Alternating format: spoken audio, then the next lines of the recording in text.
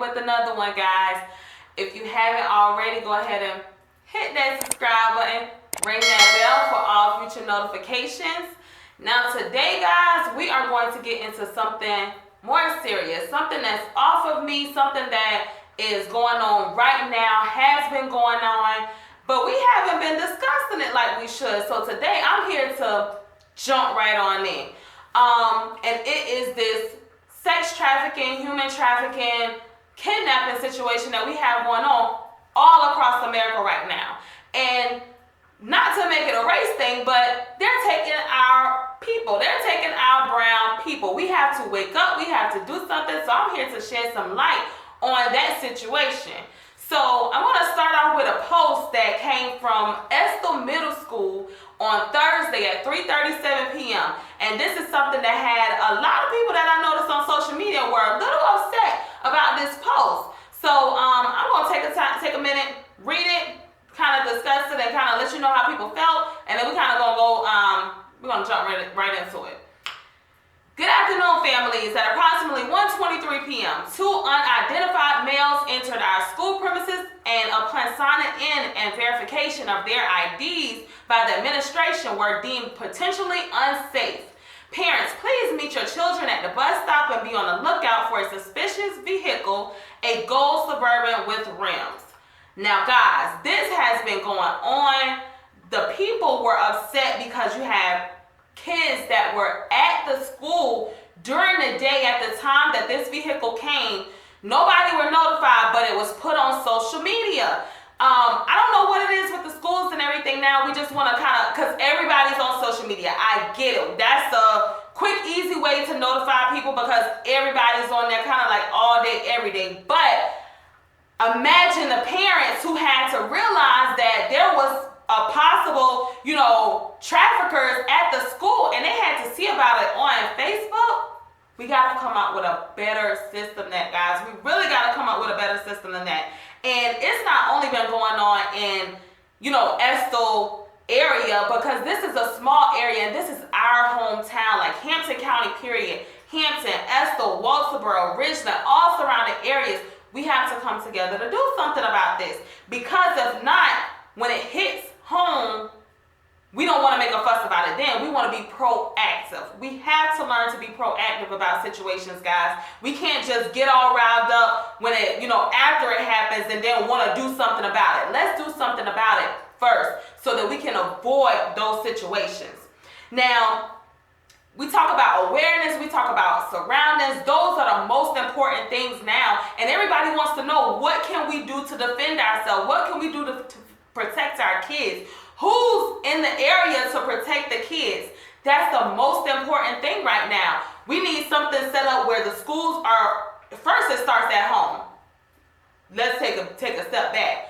Parenting, it starts at home. We have to notify our kids, sit our kids down, tell them, listen, don't talk to strangers. It's so many different precautions that we can take, and I want to get into those precautions as well, that we can try to save our kids. Like, we need to save our kids, and that's what I'm here for. I have a daughter, and I'm a woman myself, so I wanted to try to find a way that we can shed some light on this situation, bring the community together. I understand that things are different, things aren't the same as they always were. However, we can come together. If there's the committees in town, you have the sheriff department, you have different different people in the community that are leaders. We have to take a step forward and say, okay, what can I do? Putting that responsibility back on ourselves in the homes, training our kids to know, okay, social media, the kids who have tablets, we just stick a tablet in front of the kids these days and, okay, do away with it. Not realizing they can contact anybody in the whole entire world on these devices. Watching what your kids are looking at, making sure that you understand that if they have a Facebook page, who are their friends, who's reaching out to them, checking their inboxes, text messages.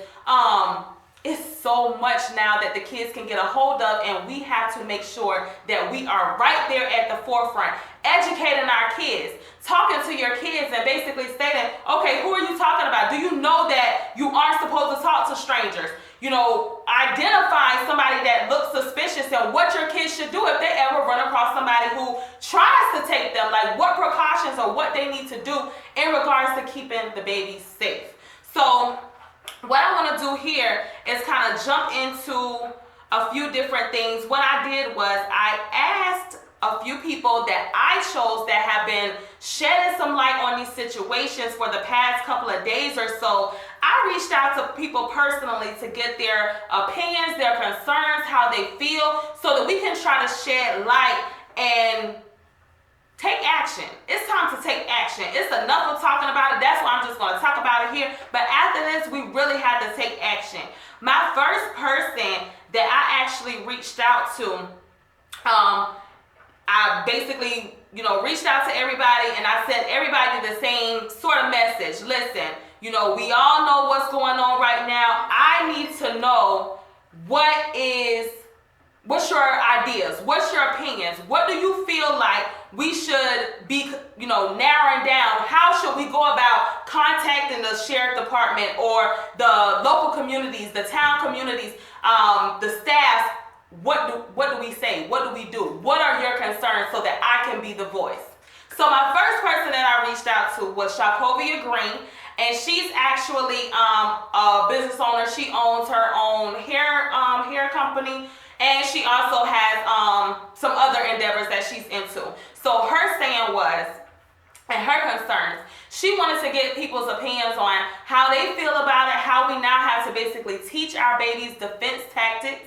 And that's in regards of keeping them safe instead of just getting baby dolls, actually showing them how to protect themselves when we aren't around. Because unfortunately, we have jobs, we have different endeavors that we all encounter, and we're not with our kids 24/7. So you have to teach your kids how to be defensive and how to be able to identify a trafficker. She said, I really do feel as though we as a community should be able to pull together, being that we are extremely small as they do have for parties. We come together for parties and different endeavors in the town. This is something we need to come together as. What is the purpose of having a town committee if they aren't doing anything to aid the people? The people are scared. The people are nervous. The people are, we are in need at this point. What can you guys do to help? It says, basically, she was asking, could we pinpoint sites and things for defense items and the state statistics of the missing women today, and also realizing that it's not just women being taken, it's not just kids, young girls being taken, it is young boys. They are after our community. We have to wake up, figure out something, and put it into action. Action is all we need right now. So that was her concerns when I asked her, and I agree 100%. I know one of the things she touched on was she has 3 daughters. So it's very important. I have a daughter myself. That's one of the most shocking things that I had to come home, and it was just funny. My daughter, actually, her school was discussing it today as far as what would they do if they were in that type of encounter and how to be proactive going forward. So at home, we need to be teaching them. The school system should have something set into play, because you have kids getting off the buses, walking to bus stops. That's the first place a trafficker looks for kids. Walking home from school, walking to different places, just being out and being accessible by themselves. I reached out to another young lady of mine, Drusilla Gasson, and she is the owner of Sweet Elegance, where she bakes cakes and different things like that. So I wanted to hear her insight. She's also part of the community. This was her concerns. I'm actually happy to hear that, because our community personally seems unprepared. I think for the most part, there should be some type of protocol for the women and the children, especially to go by. Most of us aren't even aware of what's going on and how close it is unless we see it on social media, which is what I told you guys before. I think you should speak on how the younger ones should be more cautious about where they're going and how easily accessible they are with having their locations on. I wish we had some type of defense class as well, because anything can happen. I'll be tuning in and taking notes about this whole situation, because my anxiety has shot through the roof. Now, this is someone that's speaking that doesn't have kids of her own. She's afraid for herself. So guys, that's another thing. You kids have these tablets, they have these devices, locations are on there. and I'm going to drop a picture that my mom sent me that they're going around sending text messages to your kids telling them that somebody complimented them. Make sure that you're complimenting your kids every day so that they don't have to see a post about somebody complimenting and want to click on it, which automatically gives the trackers your child's location, and they can pinpoint everywhere your child is in hopes of it being your child next. The devices, I know Snapchat has a filter. A lot of people don't know that. And me and my husband sit and watch it all the time. Where on Snapchat, you can actually close in the location. You can view everybody around you, exactly where they are. It pinpoints them to the street that they are on, what they're doing at that time, who's around them. So just getting on Snap, my baby loves the Snap filters. Everybody loves Snap filters, but make sure your locations are off. Only utilize your locations, and it'll ask you utilize only when using the app.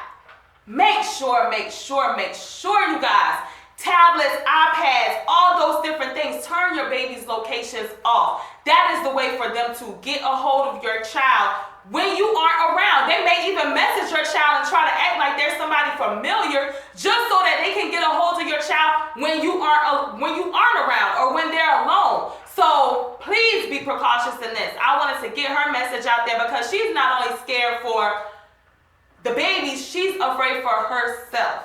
And even when I go to think about that, she was asking about defense classes, and I'll be dropping some defense locations where you guys can actually go and take your children to get defense classes. And we'll speak some more about you guys defending yourself and think precautions that we can take and be proactive for our own. And also, guys, just make sure that I understand this is a small community. Everybody might not like each other. It's a lot of division. I get it. Look out for each other. We have to look out for each other. Like, I don't care whether, you don't like the person, you don't deal with them, but if you see somebody's child or you see somebody that look like they might be in danger, men, stand up for the women, stand up for the kids. You guys are, I feel like, and this is me, because I have a real man, in my life. I know real men around here. You guys, stand up. Let's stand up and protect each other. We have to protect each other. Not saying that women can't, but men, come on. I'm holding you guys accountable. I am definitely holding you guys accountable because it's getting really serious now. I reached out to a couple, Joshua James and Latera James of J&T Rentals. And Josh came back and he just said that I think it's the misuse of social media has a major role in this issue. That's where a lot of catfishing comes from and a lot of situations where young people get kidnapped. Once again, social media devices, not monitoring your kids on these social media devices because we're so caught up strolling Facebook or doing something else that we just stick something in front of them and say, have at it, not realizing you have people on YouTube telling your kids to do all kind of things. It was something, a crisis a couple of months or years, like last year or something, where they were going on and they were telling the kids to kill themselves and shoot themselves in the head and go find guns. Like, we have to raise our kids. It starts at home. We can't expect for the teachers to do it all. We can't expect for the community to come in when you're not doing it at home first. So catfishing, like I said, I seen a couple of weeks ago where this lady was on Facebook crying out because her daughter had a Facebook account and she knows about the Facebook account. The police contacted her, not her daughter, and let her know that her daughter's information, her location, where she lived, where she went to school, pictures and everything was in a sexual predator's possession. When they caught him and caught his computer and everything, all her information was there. At any point, she said her daughter went to the movies by herself. She goes different places by herself or with friends where she's not with her. Her daughter could have been taken, guys. We have to take this seriously. It's not just in regards of somebody kidnapping or stealing them. Somebody can come to your location, knock on your door, rape your child. Like, let's wait. We have to wake up. We have to understand that as a community, we are responsible. I feel like we're responsible for everybody. You're not just responsible for your own. I'm not just responsible for my own, which is why I'm making this video, because we have to take action. It's enough talking. We get on Facebook, we just share stuff like it can't happen to us. That could be my child, that could be your child, it could be you or me. So we have to take things more seriously. I also reached out to Melissa Ruth of Minks by Mimi. And what she said was, I would like to hear more tips on ways to protect our kids, like watches and tracking devices on the phones. So I have some information that I researched specifically for that matter. And I'm going to start off with the devices. The reason why I'm starting off with the devices is because I actually have one of the devices, and I feel like it will be very helpful for you guys to shed some light on what I've encountered from using that particular device. Now, the top 5 GPS trackers for kids these days, they came up Angel Sense GPS tracker, which was the best overall. It have Relay Kids smartphone. They have the Verizon Gizmo Watch, which is what my daughter has. They have an Ambi Gear Wizard smartwatch and also a DokiPal. So I don't know about too much about the other ones, but I definitely know for the Gizmo watch, it's and I'll drop it here. It's a LG watch that the child wears, basically just like your regular watch. You program it, so it works by, me and my husband both have the app on our phone. We put the phone numbers in that she can call and list them as whoever it is, whether it's grandma, mommy, daddy, or whoever. Those are the only people that she can call. She can also send text messages, and she can reach out to 911 from that watch. It also tracks her, so we can see her location wherever she goes. If she's in school and she's supposed to be in school, we know the location is going to pop up there. If she moves from a different location, it lets us know she moved from the location where she was. A great device. We just added it onto our Verizon bill. Doesn't cost much at all. For the device. It's just an add-on to the bill. We get tablets added to the bill. We go in and buy all kind of, get these upgrades to these phones. Protect these babies. Get a watch. If they have a phone, then I looked up some other things for people that actually have a phone. And it's the family trackers, because she asked for the devices as well. So they have something called GPS WOX Family Locator. And that was one of the best ones that they said. It's a free locator app to use. You can just put it on your child's phone, a free download from either the iOS store or either the Android Google Play store. They also have Life 360 Family Locator, which is another great tracking app. They have CGIC Family Locator, which is another great app to use. Sprint. So if anybody who has Sprint, they have Sprint Family Wall. I remember we had it when we had Sprint a couple of years ago. We had it for the family so that we could track each other's move and know where each other were. Verizon. Almost everybody got Verizon. Verizon Family Locator. You can locate, list all the family members in. You can locate anybody in the anybody on the contract. I think that is best. Now, Melissa also asked us for defense classes. So what I was able to do, and I'm dropping that as well.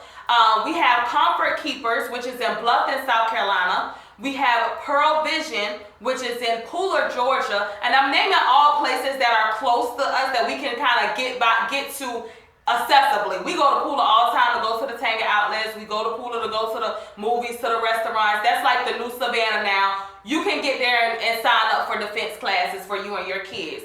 ATA Black Belt Academy is in Savannah, Georgia. We go across that bridge for everything. To the malls, to Nancy's, Bobo's, wherever. Go get you and your kids some defense classes. They also have, for my Allendale folks, my Fairfax folks, my Barnwell, everybody close to the Augusta, Atlanta area, we have Right at Home of the CSRA there in North Augusta, South Carolina. We have Inches Away, which is in Augusta, Georgia. And then we also have Siegler's Karate Center, which is in Augusta, Georgia. You guys, we take time and we take money and spend it on all different types of things. There is no reason why we can't be proactive, taking care of us, our children, and being aware, being conscious enough to get that protection. So what I did, I took it upon myself to actually view the statistics, to take a look and see what the numbers were. Because we sometimes, as a small community, we feel like, oh, it can't happen to us, or oh, they won't come here. But the numbers are fairly large, and as you can see from Estill Middle School, someone tried to get in there who was suspicious.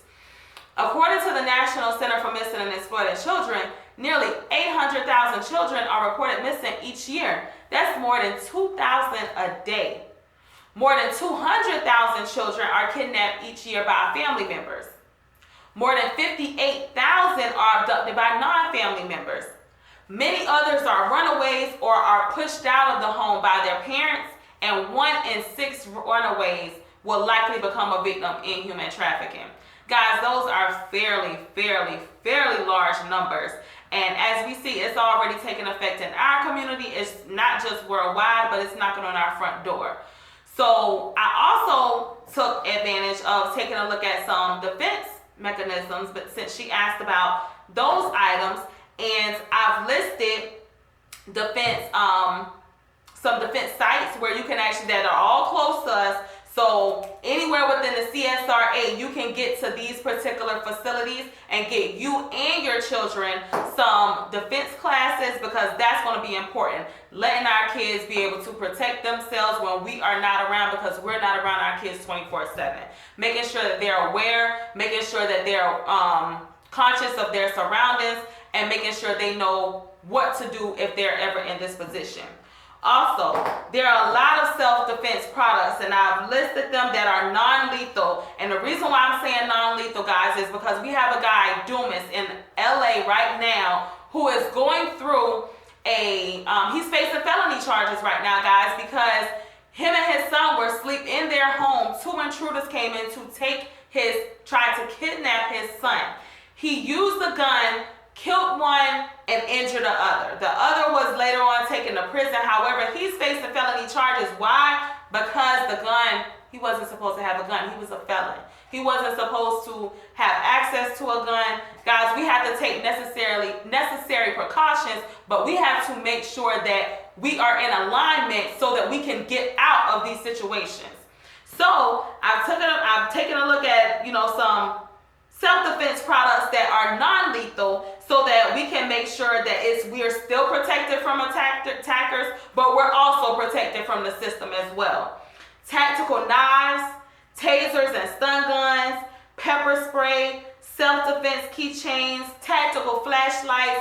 All of these things are really great products, and products that we can purchase even with getting our CWPs, and everybody has the right to bear arms. So if you haven't surrendered your rights to be able to bear arms, you have that as a defense mechanism as well. Making sure the CWP is so that it can be concealed, ladies, so we can put it in our purses. Guys, so you can put it in your pants, kind of hide it or whatever. It is to be hidden so that you're really not, frightening anybody out or, have it shown. However, if you do bear arms and you don't have the CWP just yet, you can still carry your gun in your car or on you. It just has to be seen. Get a holster up your clothes so that people are aware that you are actually carrying. That way we're making sure that we're abiding by the laws, but we're also protecting ourselves as well, because we don't want to end up in this situation that Dumas has got himself in. But at this point, what do? I can't bear arms, but my child was almost taken, so he did what he had to do. Thank God his son didn't get taken. He's able to be here with his son another day. However, he's facing these charges. And that we just have to learn our laws per state. Per each state, they're different. I encourage you guys to look up, the laws for your state so that we can make sure that we are in alignment, in accordance with the law. But also, we have to do these things so that we can protect our own. I also reached out to Charlamika Walker, and she is actually a resident counseling, marriage and family counselor, as well as a holistic wellness coach. And these were her words and her opinions on it. All right, I want to start off by pointing out the fact that there is a very thin, barely even noticeable line of trust when it comes to people in the community nowadays. Working, sorry, I have a little cold, but working with individuals who have mental illness, I often hear, and I'm I'm not trying to look at that population only. I'm just utilizing it as an example because I come across a lot of people, but a lot of something that I notice a lot that is very common with majority, if not all of my clients, is that they lack trust. Like, people don't really fuck with each other like that. And that's just me being real and being honest. And the reason why I want to put so much emphasis on trust is because trust is something that is needed in order to look out for the next person. A sense of trust and a sense of comfort. If I can't trust the person who stays next to me, nor do I feel comfortable enough being around them, what are the odds that I may look out or whatever? You know what I'm saying? Or be able to inform. And some people just don't give a fuck. Like, and I'm not saying that to be mean. Like, for instance, up here, Southside is the area where it's a lot of high crime over there. You know, I stay in Richmond, Virginia, so it's a city area. And I remember an incident occurred where two people were ran over with a car, something, whatever. And a lot of people saw. And when the police and stuff came, like, a lot of people went into their homes. And I know this because I have a coworker who lives in that area, and they were literally out and around when the incident occurred. And I say that to say, some people, you know, then you have that group of people who don't really look out for nobody besides their own. And I'm pretty much right now just trying to present barriers and things that hinder us from, as a community, from working together when it comes to looking out for one another and making sure we're keeping each other safe. Building rapport is very, very important, and the people that you're around, they're your family in a sense, if that makes sense. Like, even if you're cool with them, not cool with them, like with me in my neighborhood, I literally try to observe what's going around at certain times of the day with certain individuals. And though I may not communicate with my neighbors like that, like I communicate with one, but I met her not too long ago. But prior to that, I was just very observant. Like the neighbor that I am cool with now, I observed her so much that I am aware that if something was to happen to me or somebody, she will probably be the one to catch it. Why? Because she works from home and I always see her sitting outside, you know? So that gets us to another point. Being very observant of your surroundings, you know, knowing what's going on around you so you can have a sense of awareness. So we got being very observant in the community, being able to build rapport with the individuals in your community, establishing a sense of trust and comfort with some of the individuals in your community, if not anything. Like, you know, communication is very vital. Also, spreading the word, getting people to be more active in certain incidents such as kidnappings that are occurring more frequently in the area, putting the word out there, etc., etc. So I hope I touched bases on a few things. I feel like I was kind of like all over the place, but all in all, I'm just for the people at the end of the day. And I just see a lot of brokenness within the communities. Why? Because we as individuals, we're broken. And I know this sounds like it has nothing to do with kidnappings, but shit is so deeper than just kidnapping, you know? It's so much more. Like, the individual who's doing the kidnapping, what the fuck is their mindset? Like, the individuals who are being kidnapped, like, where are they at? Are they at the right place at the wrong time? Like, what's going on with their parents? Are their parents not supervising them like they should? Is this person always by themselves and they're putting themselves at risk because they feel like they don't have nobody to talk to? So with me, in my head, it goes so many different directions because it's more than just kidnapping to me. It's me seeing that these people have issues and now they're acting out and they're doing things for whatever may be the reason, though we could tell is not of a good reason. So, like Charlotte said, you guys, we have to, as a community, we have to figure out there's a brokenness, and we have to bridge this chain back together. The lack of trust is a big issue in our community, period. Nobody trusts nobody. Oh, I don't deal with them, so I don't care, I'm gonna mind my business. Everybody is in this state of minding their business. But guys, we make up the community. We are each other's business when it comes to protecting our own. So we have to take a step back and say, okay, be accountable. Accountability, responsibility, we have to take on those actions so that we can understand that we're our biggest enemy and we are the targets. So we have to rectify and decide what side of the fence do we want to be on.